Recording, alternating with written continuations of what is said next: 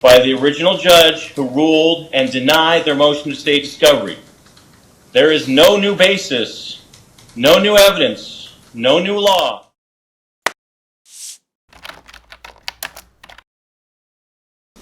A21-844-652, Anne Maria Echevarria versus Zaon Collins. Who's here on this? Morning, Your Honor. Ramzy Ladah on behalf of plaintiffs. Good morning, Your Honor. Paterno Jurani for the defendant.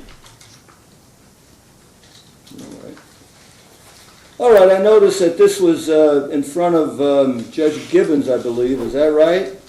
You requested a...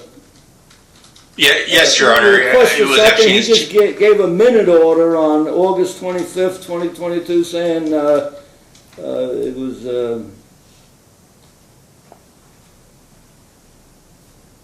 was... what did he order, but basically? It was in his chamber's calendar, Your Honor. He just said there was no prejudice to the defendant, and the defendant is protected from self-incrimination by the Fifth Amendment. Right. And you filed a motion to reconsider? Yes, Your Honor. There was some indication that it was untimely. It was a day or two, but you explained it in your brief that it was not untimely. Is that correct? That's correct, Your Honor. It was submitted on the 9th, about 9:55 a.m., and then the judge took some time to sign the order shortening time. All right. And you in your brief cite the Aspen case. Is that correct? That's correct, Your Honor. Go ahead. Give me a little argument on that, counsel. Yes, Your Honor. Pursuant to the Aspen case, well, first of all, we believe the prior court's order was in error.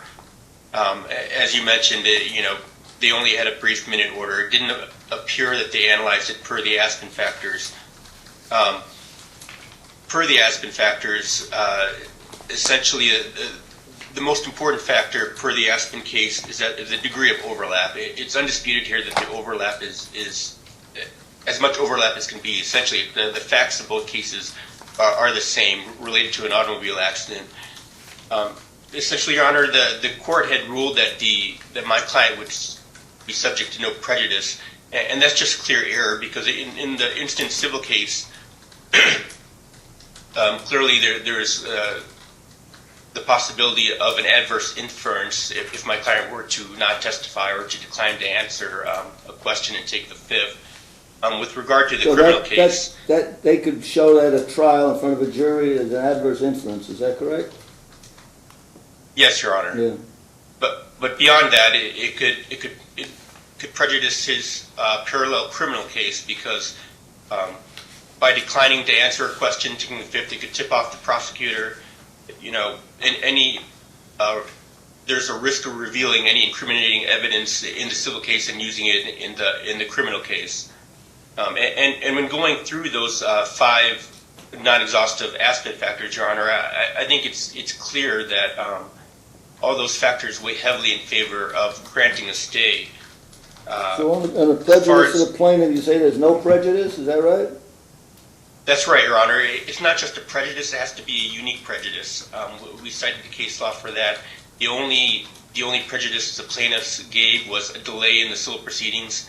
The case law we cited shows that that's common. It's not the type of prejudice needed to weigh in their favor as far as Aspen goes. And the burden on the defendant, you say it's substantial because of the adverse inference in his criminal case.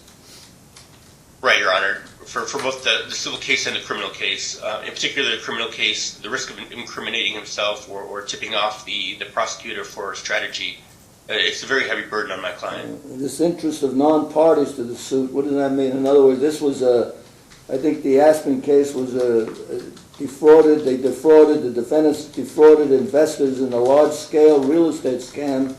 Here there's no interest in non-parties on this? Is that what your question? Yes, Your Honor, that's our position. The type of non-parties that were given in the Aspen case, as you said, they were key managerial officials, a corporate defendant that risked self-incriminating.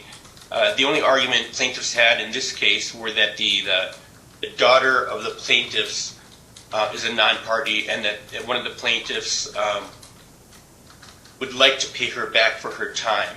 And I don't believe that's the type of non-parties or the type of speculative interest that is contemplated in the Aspen case. And unlike the Aspen case where there was major, on a large scale, investors being defrauded, there really is not too much public interest in this. Is that your argument?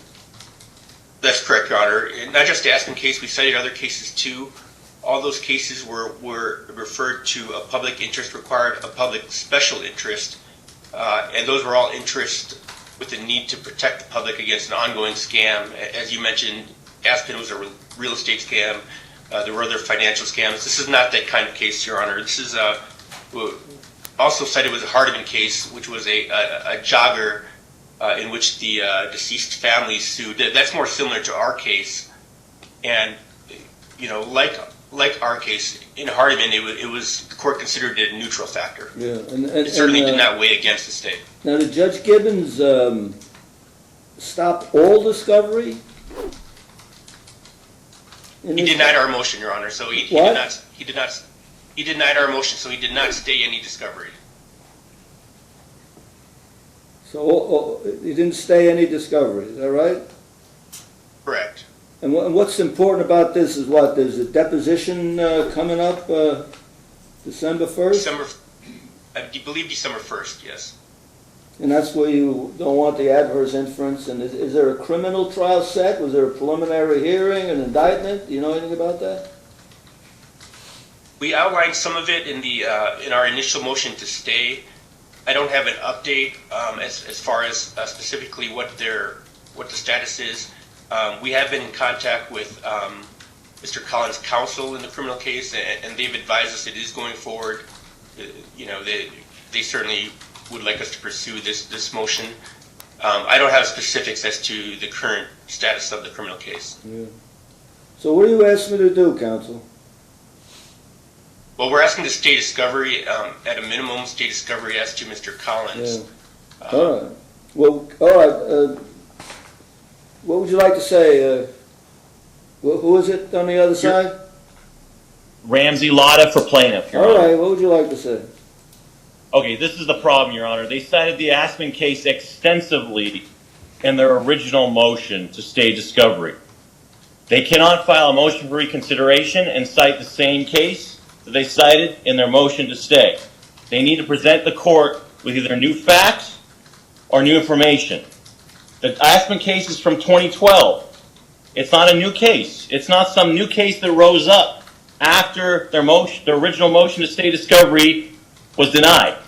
The Aspen case was considered by the original judge who ruled and denied their motion to stay discovery.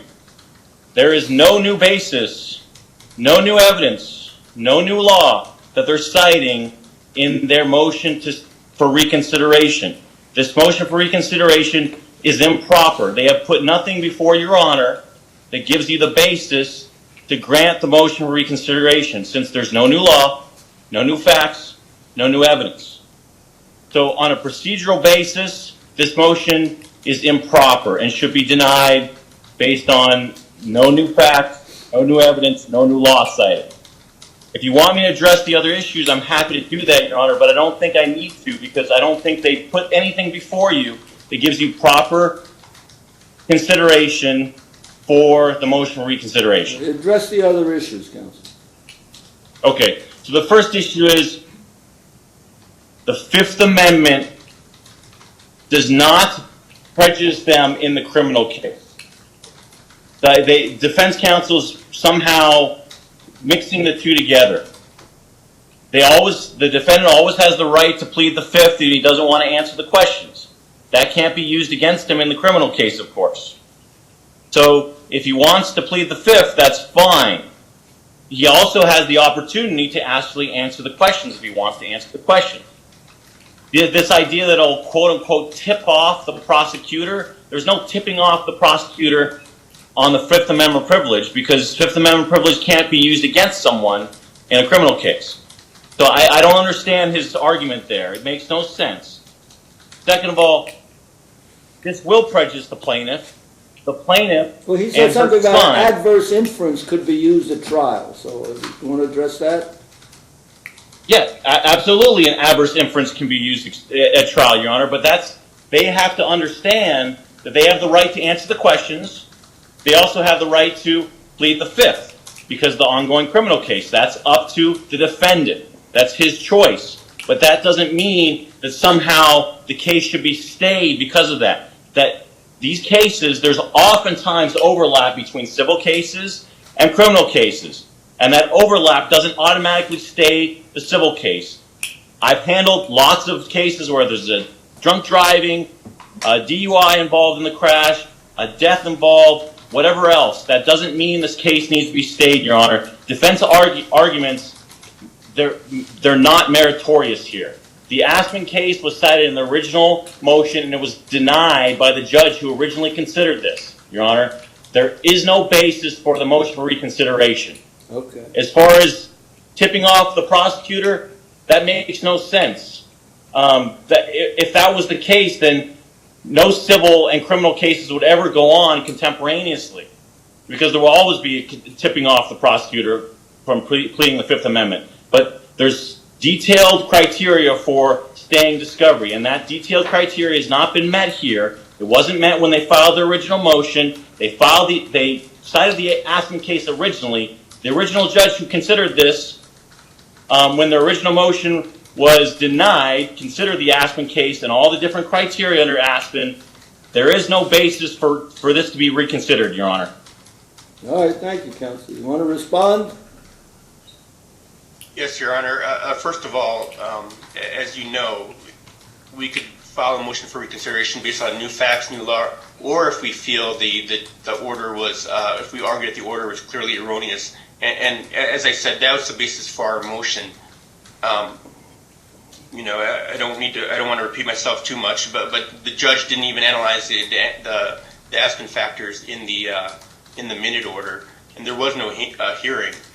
As far as saying that it makes no sense that you could tip off the prosecutor, Your Honor, that's directly from Aspen. That's the Supreme Court saying that. I don't know if counsel is saying the Supreme Court's argument makes no sense, but you know, we presented our arguments for Aspen, and counsel, you know, plaintiffs did not cite any contrary case law. So those are our arguments, Your Honor, unless you have questions. No, Your Honor. Yeah, go ahead, counsel. May I add something? In order to grant defendant's motions, you're going to have to find that the prior judge's ruling was clearly erroneous. There was nothing erroneous about the prior judge's ruling on this issue, Your Honor. So with that said, submit it. Yeah, it's tough. You know, we don't have a full judge here. There'll be another judge in here in January. It's a tough situation here. There was a minute order. I know that the defendant is going to be given a deposition December 1st, and as an alternative, counsel says as a minimum, the court should have stayed discovery just as to the defendant Collins and allowed other discovery to go forward. That's what is a minimum. You want to say anything regarding that? The trial's not till what? October of 2023. This could always be revisited at a later time, but you want to say anything regarding that, counsel? Your Honor, if that's your inclination to stay the deposition of the defendant, I have no problem with that. But I have a wife and young child that no longer have, the young child no longer has his father, the wife no longer has her husband. There's no basis to stay discovery other than that. If that's your inclination, Your Honor, I understand staying the deposition. Well, that's what I'm going to do, counsel. It's granted so far as it's stayed, the discovery is stayed just as to the defendant Collins, and all other discovery is allowed to go forward. And we're going to have a status check on this in about 3 months to see what the status of the case is, and maybe the judge could rearrange that as the new judge who's going to be the permanent judge here. What's the name of the judge? It'll be Jennifer Schwartz. Judge Jennifer Schwartz, and she'll be running this case. But as of right now, I feel compelled to do so. So prepare the Well, order, and that's my order. Thank you very much. Hold on, Your Honor, I have a question. May I ask a question? Yeah. Remember, there's written discovery also, so my understanding is you're only staying as far as the deposition of the defendant, not the written discovery that was served on the defendant. Well, you want to say anything to that, counsel, regarding written discovery? That's the Collins? Your Honor, I'm unsure of the status of written discovery. Did we already serve some responses? No. As of right now, because that's not under oath, and I mean, it is under oath technically, but it's not, Right. you could guide them on that, so it's just as to the deposition, so court has stayed the discovery as to defendant's Collins deposition as of right now, allowed all other discovery to go forward unless I get more motions on that, all right? And we'll have a Thank you, Your Honor. status check in about, 90 days to maybe revise this and go from there, all right? So give a status check on it. Somebody prepare the order on that. February Thank you, Your Honor. 21st, 2023 at 9 a.m. All right, well, thank you very much. I'm sorry, Good luck. I didn't get that date. February 21st, 2023 at 9 a.m. All right, Thank you, Your Honor. thank you. And then we have on page, what, 2?